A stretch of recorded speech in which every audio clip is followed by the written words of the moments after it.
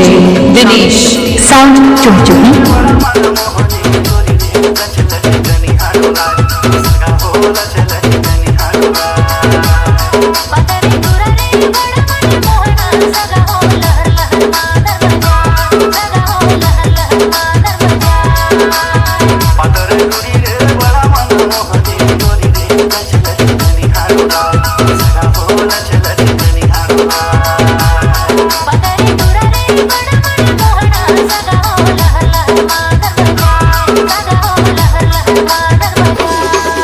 DJ Dinesh sound Chumchumi.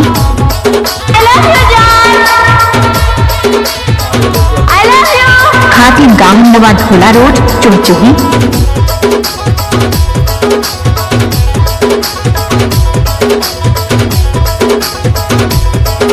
DJ Dinesh sound Chumchumi.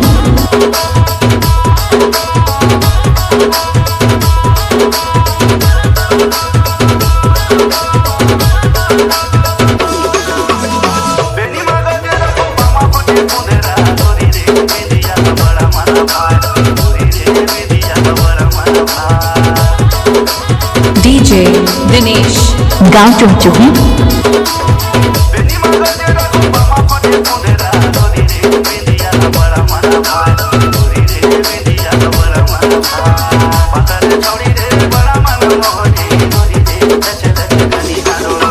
DJ Dinesh sound Chumchumi.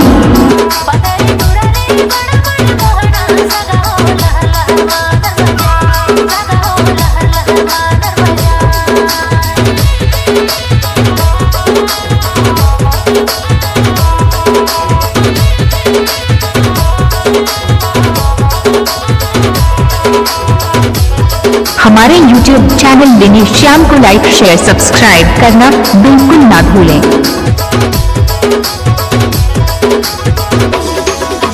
DJ Dinesh sound चुमचुमी।